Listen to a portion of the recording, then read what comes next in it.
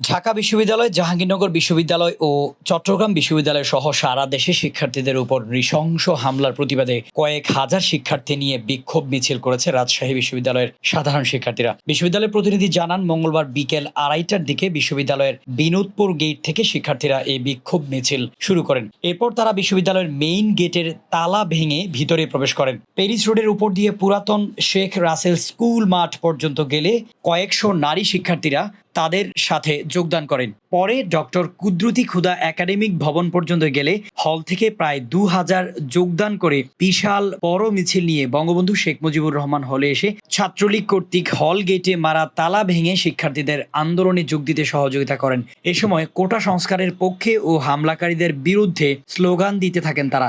সাধারণ শিক্ষার্থীদের বিশাল বড় মিছিল দেখে পালিয়ে যেতে দেখা যায় ছাত্রলীগ নেতাকর্মীদের।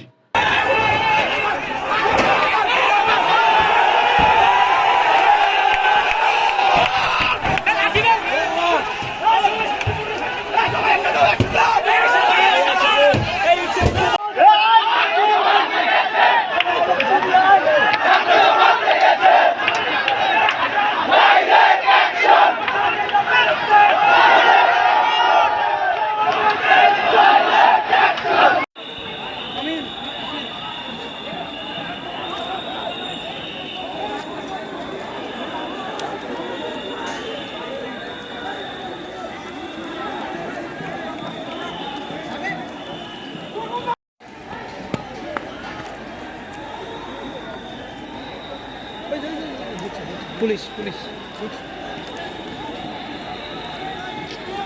আসছে ওরা।